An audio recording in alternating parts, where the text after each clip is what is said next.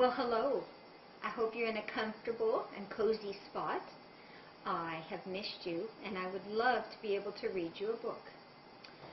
So the book I have today is one I really like, and it is called Baby Wren and the Great Gift. What would you guess a wren to be? Did you guess it to be a bird? This little bird here? If you did, you were absolutely right. Isn't he cute? It looks like he's kind of happy too, doesn't he? Our story is written by Sally Lloyd-Jones and illustrated by Jen Carace. Baby Wren and the Great Gift. So now that we know what a baby wren is, I wonder what this gift is about. Do you think this gift is a Christmas gift? Or is it some other kind of gift? So as I read this story to you, I want you to be thinking about what are the gifts that these different creatures within the book have. And then I want you to think of something else. I want you to think of what is the gift that God has given you that makes you special, that makes you unique, and makes you exactly you. So here we go. There's my title page, Baby Wren and the Great Gift. Written by Sally Lloyd-Jones, illustrated by Jen Carace. In the narrow crevice of a giant rock face in a great wide canyon, a baby inside her tiny nest peeped out. A crevice is just a small opening. And what do you think it looks like when you peep out? Just a tiny look. Can I see you do just a little peep out? The baby was little and brown and a wren, and she watched in the air from her nest in the sky. And the world was filled with such wonderfulness, monarchs in the milkweed, breezes in the switchgrass, and a glittering river that ran on. Milkweed is a very plant, this beautiful plant they're showing here, and the monarch butterflies love it. The baby hopped out onto the ledge. Just then, in a flash of blue, a kingfisher dived down into the river and came up and out with a fish. "Oh," said the tiny wren, "how wonderful! Come fishing with me," the kingfisher said. "But I can't dive," said the baby. The kingfisher flew low over the water and away. "Why aren't I a kingfisher?" wondered the baby. "So I could fish too." But no one answered. Monarchs played in the milkweed, a breeze rustled in the switchgrass, and the glittering river ran on. The baby crept along the wall. Just then some ring-tailed cats scampered up the rock face. Do you see the rings on their tails? Almost looks like a raccoon. That's what it made me think of. But this is a ring-tailed cat. They did cartwheels on their ringtails. "Oh," said the tiny wren, "how wonderful! Do cartwheels with us," they said. "But I don't have a ring-tail," said the baby.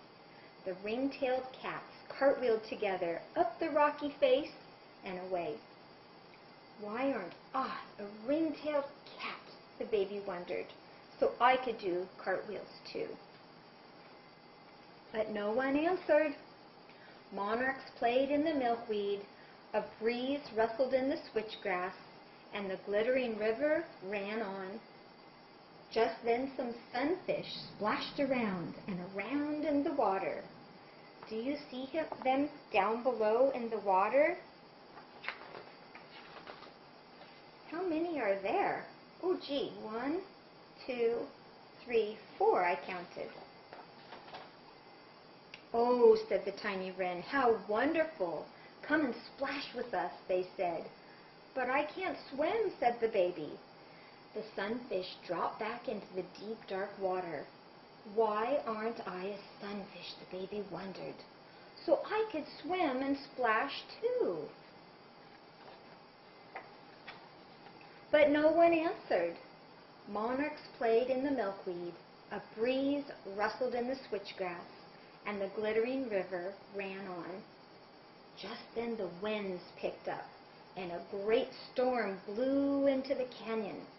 The baby hopped back to the ledge.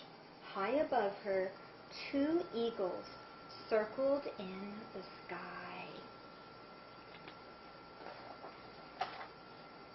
"Oh," said the wren, "how wonderful! Come and see the thunderclouds," they said. "But the storm is too big for me," said the baby. The eagle soared higher and higher and then away. "Why aren't I a brave eagle?" the baby wondered. "So I could fly in the stormy sky. What can I do that's wonderful?" she asked. Look at this pretty picture, the way the artist has done this and painted those colors in the sky.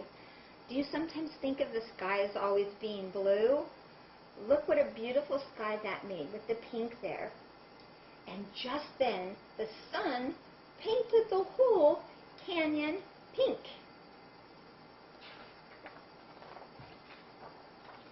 The tiny fairy bird sat very still and very quiet, and looked and looked and looked.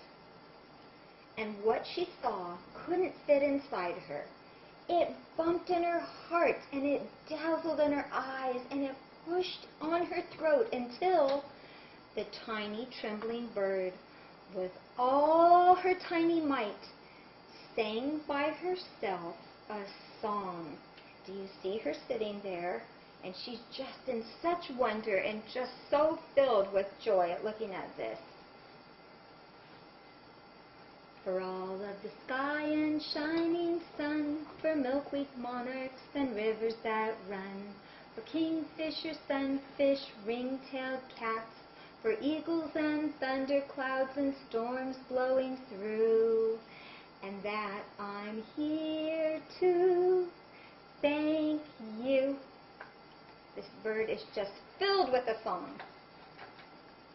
And her bright carol, carol's another name for a song, and her bright carol reached down to the river and leaped off the cliff walls and soared into the sky. And look what the artist has done here. How lovely to represent the song coming out and around, but you can see the song. Can you normally see a song? No, I didn't think so, but you can in this picture, and it's well illustrated. So the eagles now are talking back to the wren. "You are only little," called the eagles, "but your song is bigger than the whole canyon. How wonderful." Now they're thinking that of the little wren. And the kingfisher dived, and the ring-tailed cats climbed, and the sunfish splashed, and the eagle soared, and the little wren filled the air with singing.